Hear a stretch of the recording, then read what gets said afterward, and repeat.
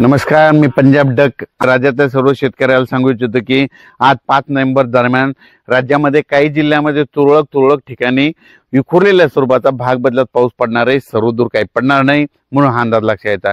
मग तो पाऊस विखुरलेला कसा पडणार आहे, कोणत्या जिल्ह्यात राहणार आहे सांगायचं झालं तर यवतमाळ जिल्हा झालं, हिंगोली जिल्हा झालं, वाशिम जिल्हा झालं, नांदेड जिल्हा झालं, परभणी जिल्हा झालं, लातूर जिल्हा झालं, धाराशिव जिल्हा झालं, बीड जिल्हा झालं, अहिल्यानगर झालं, जालना जिल्हा झालं, ह्या त्याच्यानंतर सोलापूर जिल्हा, सांगली, सातारा ह्या पट्ट्यामध्ये ह्या 3 दिवसामध्ये विखुरलेल्या स्वरूपाचा पाऊस पडणार आहे। खूप काही मोठा पडणार नाही म्हणून हा अंदाज सर्व शेतकऱ्यांनी लक्षात घ्यायचा।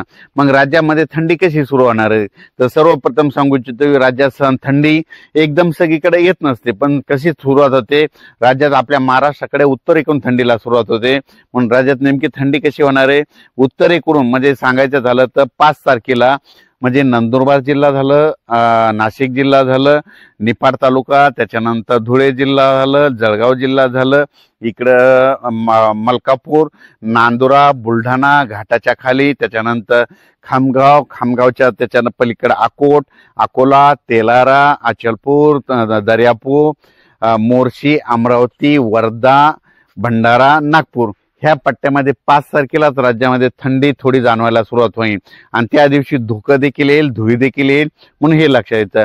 त्याच्यानंतर 6 तारखेला ती थंडी काय होणार आहे परत पुढे सरकणार आहे। मग ती पुढे कुठं येणार आहे, मग इकडून सुरुवात करू आपण संगमनेर तालुका, आंबेगाव तालुका, जुन्नर, त्याच्यानंतर अहिल्यानगर, संभाजीनगर, त्याच्यानंतर बीड जिल्हा, त्याच्यानंतर परभणी जिल्हा, त्याच्यानंतर जालना जिल्हा, त्याच्यानंतर हिंगोली, वाशिम आणि यवतमाळ 6 तारखेला ह्या पट्ट्यामध्ये थंडी जाणवणार।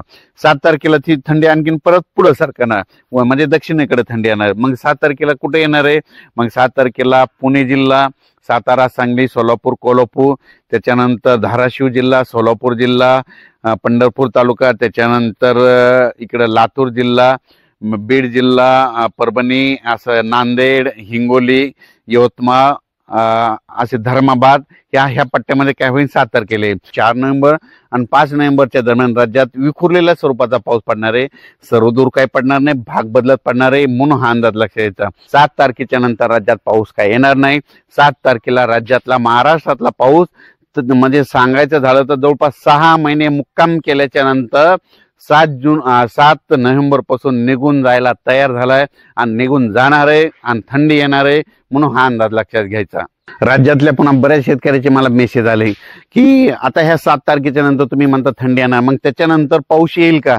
बरेच जण म्हणतात की काय पाऊस येणार। तर तुम्हाला एक सांगू इच्छितो, राज्यातल्या सर्व शेतकऱ्याला सांगू इच्छितो 7 तारखेच्या नंतर परत काही पाऊस येणार नाही, थंडीत वाढत जाणार आहे।